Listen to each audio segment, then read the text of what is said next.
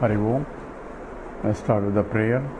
Om Samasta Jana Kalyani Niratam Karunamayam Namami Chinmayam Devam Sadgurum Brahma Vidvaram Vasudeva Sutam Devam Kamsa Chanora Mardhanam Devaki Paramanandam Krishnam Bande Jagadgurum Tvameva Mata Cha Pita Tvameva Tvameva Bandhuscha Sakha Tvameva Tvameva Vidya Dravidam Tvameva Tvameva Sarvam Amadeva Deva Tvameva Sarvam Gurudeva Deva.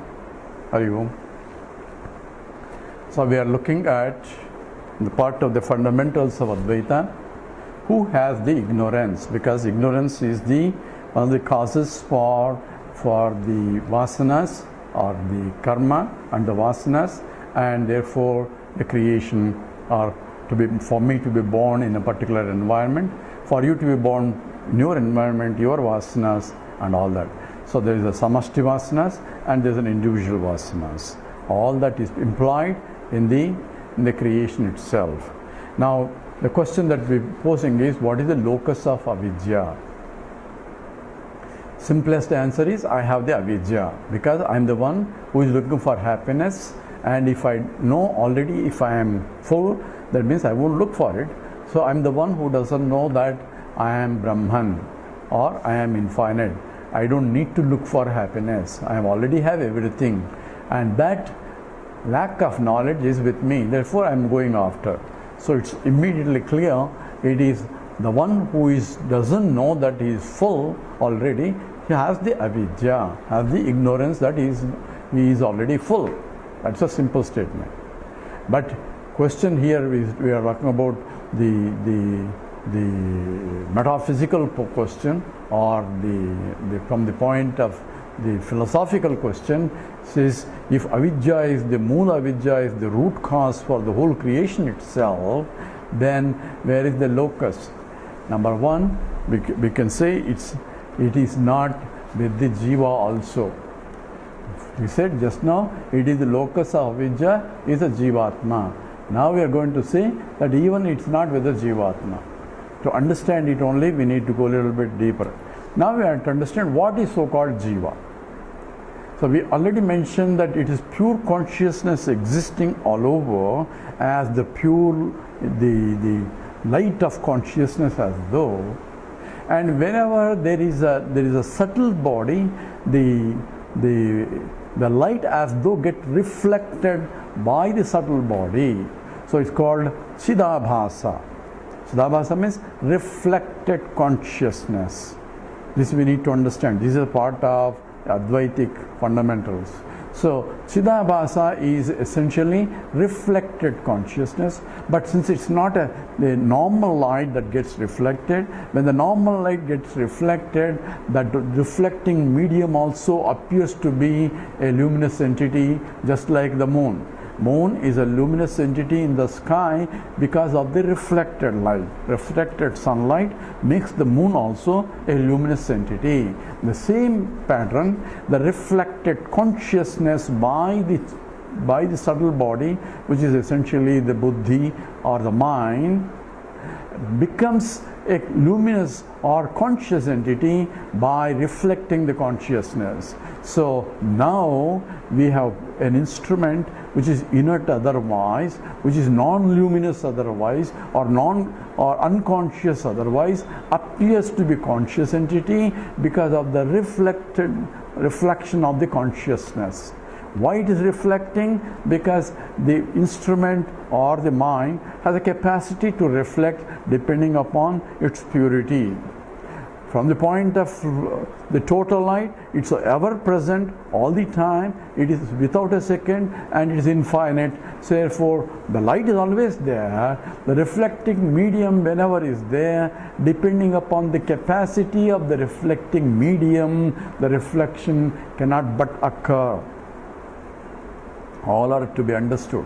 So now the reflected consciousness in the in the antahkaranam, that means in the mind, that's called Chidabhasa, now has though become a conscious entity and thinks that it is conscious, it is without knowing the reflecting process. I am only the light that is getting reflected by a medium here. Not knowing it, it takes itself that I am the mind, I am. Which notions are coming where? In the mind, in the reflecting medium, which is now acting as a conscious entity. So you have to be careful here. In the reflecting medium, that is the mind, which is now acting as though conscious entity due to the reflection of the consciousness or due to Chidabhasa, takes itself as a role that I am original consciousness, and thinking that the consciousness that it has is due to its own self, its own source, and therefore it is the mind that has the problem. Mind is the reflecting medium, thinking that I am self-conscious entity. I am consciousness coming by my own self. It is like moon thinking that I am a self-luminous entity. This has nothing to do with the sun. Reflection occurring because of the sun. But yet, this reflected consciousness also because of the sun. And making the moon as a luminous entity is also because of the sunlight. But yet, sun has nothing to do with it. It just says, I am self-shining. And it just happened, the moon happened to be there, and my light is getting reflected. That's from the point of Brahman. It has nothing to do with any of this. At the same time, wherever there is a reflecting medium or capable to reflect the consciousness or light of consciousness, it becomes a conscious entity by becoming a reflecting consciousness. So it is the Chidabhasa, or the mind with the reflecting consciousness, is the one that has understanding or misunderstanding, I am a jiva. So a jiva notion comes for the conscious entity that is acting in the mind, using the mind as I am the mind, I am the body, I am the intellect. All these notions or misconceptions arising in the mind. Now, question now, who has avidya? Not from the Brahman point, because it's all pervading in unconsciousness. So when the people say, even though Brahman is the locus of avidya, because they think nothing other than the Brahman there, yet Brahman doesn't have avidya, because what is the avidya is a wrong notion that I am only a local entity coming from the reflected consciousness in the upadhi. Upadhi means in the mind.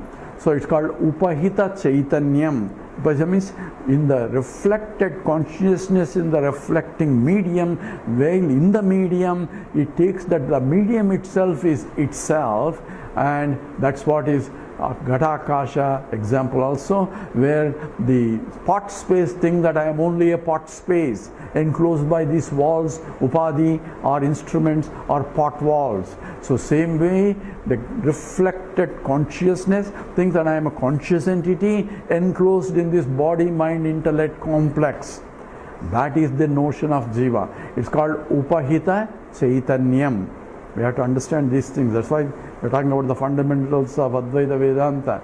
It is the upahita chaitanyam, that means upadhi sahita chaitanyam. Upadhi is the equipment, that is body, mind and intellect, that activated as though it is conscious entity, now has notion that I am a self-existing, self-conscious entity, and that is the problem.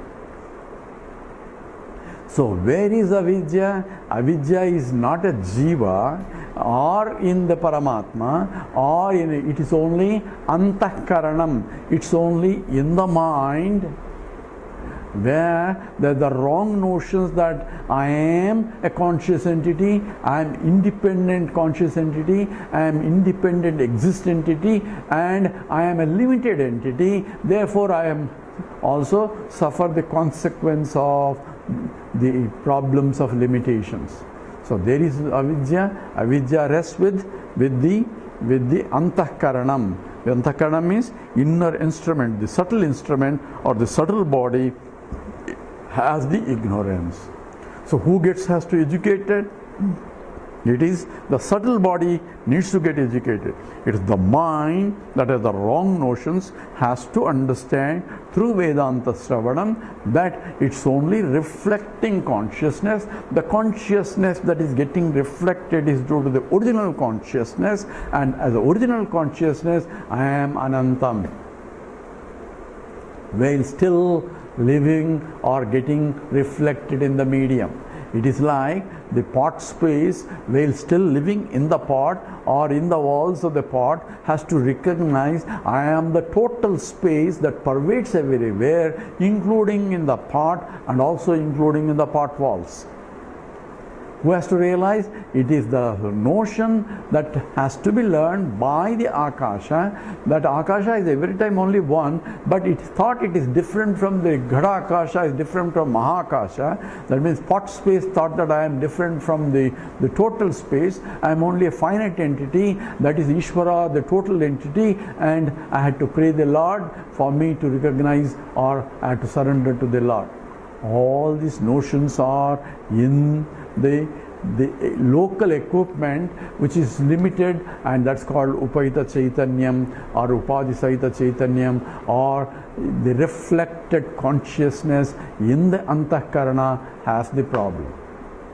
So in the 13th chapter of Gita, in the Shankara goes into exhaustive analysis of this problem, and who has the avidya, he has already addressed that.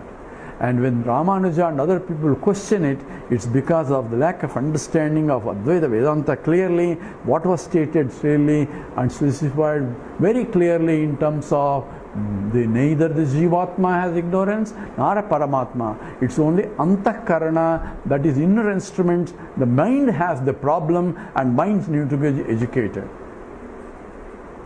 Now we have to understand what is Jivatma. Says Jivatma is nothing but the reflected consciousness in the mind and intellect, taking the role of the mind as I am the mind and I am the intellect. That is wrong notion. That has to be re-educated, that I am not the mind and I am not the intellect. I am the consciousness that illuminating the mind and the intellect.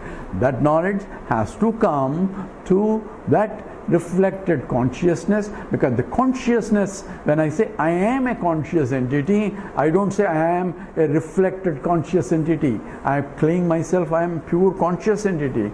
Although I identify myself, I am only with the reflecting medium as a conscious entity. So I have the so-called I am is only coming from the statement of the lack of knowledge, coming from the reflected consciousness identifying itself with the local equipments as the reflecting medium. So we have to separate the reflected consciousness or the reflected light, which is the same as the original light. But the medium of reflection is the local one. And the medium of reflection thinks that, because being activated as a conscious entity, thinks that I am only a local entity, or the consciousness is only local entity. Body is my equipment, mind is also my equipment, intellect is also my equipment. I can keep changing my mind all the time, but I am changeless entity. I am the one in the childhood, I am the adulthood, all those I am. Who is making a statement? It is not from the pure existent consciousness, Ananta, the Paramarthika Satyam. It's only at the Vyavaharika Satyam all the problems are coming in. And Shankara gives an exhaustive analysis of why neither pure consciousness and it's neither reflected consciousness or Jivatma also will not be having, because Jivatma is nothing but Paramatma only reflected in a medium, that's all. The sunlight, whether it's a pure sunlight or reflected sunlight from the sun, sunlight is a sunlight only, and degree of reflection depends on the medium and nothing to do with the sun. So all this to be applied. So now we look into what exactly the Shankara says in terms of, because that will address some of the questions that were raised later by the Ramanuja and even inside the the Vedanta in terms of the Bhamati and as well as the Vivarana schools. So Shankara, in explaining the Kshetrajnam Apimam Viddhi Sarva Kshetreshu Bharata, this is a statement in the 13th chapter. So, idam shariram kaunteya kshetrajnamiti kshetramiti vidyate. Disam shariram kaunteya. This body, this is nothing but kshetramitya vidiyate. So, this is called kshetram, called a field. And this has the knower of the field, Kshetrajna. And who is the knower of the field? Says Kshetrajnam. There is a Kshetrajna, there is a knower of the field. So this is a conscious entity getting reflected, and the reflecting consciousness is reflecting medium is idam shariram, that is, this is subtle body, and reflected consciousness is essentially the Kshetrajnam, the pure consciousness itself. Kshetrajnam chapimam viddhi sarvakshetreshu bharata. So this is called a Mahavakya statement, where Kshetrajnam is nothing but the Jivatma, is same as Paramatma. This Mam means Paramatma. The total consciousness is indeed the Kshetrajna. So essentially, the Krishna says, essentially, the knower in each field is nothing but the pure knowing principle that I am, that is pure consciousness principle. That is the Mahavakya or identity of Jivatma and Paramatma. Then a Purvapaksha is raised in terms of how can that be possible. So all these questions that are against the avidya has been raised there itself, and other acharyas essentially use this as a basis for their own Purvapaksha also, ignoring some of the answers that Shankara himself is provided with. So essentially, he says, in the Shankara says, it cannot be, Jivatma cannot have it, Paramatma cannot have it, avidya is rest with the Antahkarana. In the mind there is a wrong notion, and it is the instruction to the mind, go to a teacher and learn, and therefore the ignorance goes away. So because one of the comments against the avidya is, if avidya is everywhere, because avidya is the cause for the whole creation itself, therefore it should be, is it local avidya, is it infinite avidya? Is there a difference between my ignorance and is other ignorance, or the whole creation itself is due to ignorance? If the whole creation is due to ignorance, then who has to realize? If I realize, then will there be ignorance goes away? Because the realization is on the local level, ignorance is the global level. How can the local vidya can eliminate the global avidya? And that's not possible. Therefore, even if I say I realize, the ignorance cannot go until all jivas realize. That's one commentary by particularly Vedanta Desika raises this in the Satadhushani. So therefore, ignorance, that is, if everyone is a common for all creations, therefore I can never eliminate the ignorance. That means there can never be a solution to the problem. Therefore, I am eternally bound. No moksha for me. That's why Advaita is not right. That's what the statement is. Whereas in the second question is, if I recognize that I am Brahman, then my ignorance has gone. And what about the other jivas? If the other ignorance is also there, would they have to do themselves? Or when I realize that, what really happens? This also has to be understood. Because these are questions that are being raised, and they use Navya Nyaya also, very intricate logic to provide that this cannot be so, that cannot be so, and so on and so forth. And it can be mind-boggling, and it will boggle the mind if we don't have clear understanding of who has the avidya. So here Shankara goes into exhaustive analysis in response to related to this sloka, that Kshetrajnam Sapimam Viddhi Sarvakshetru Bharata. So there is exhaustive bhashya of Shankara in that. Says there are four reasons why it cannot be with Jivatma. Therefore, Jivatma, the Purvapaksha means the objection is raised And objection is, if Jivatma has the ignorance, and Paramatma doesn't have ignorance, how can you equate Jivatma and Paramatma? So one is with the defects, another is with defect free, so you cannot equate these two. So that equation itself is not valid. That's what the objection is. He says the objection may be, but the point is, I can equate Jivatma to Paramatma, because from the Atma point it doesn't have any ignorance, because it's a pure Satchidananda Swarupam itself. This we'll go into detail a little bit, because this has to be very clear. So here Shankara is providing 4 fundamental reasons, and we'll just go through it, but we need to go into details of how Shankara addresses and how other acharyas addresses in terms of this problem, and what is the clear understanding from our point, so that this kind of doubts can never occur, and it's crystal clear in terms of what is avidya and what is the moksha and what's the freedom from moksha. All this is implied.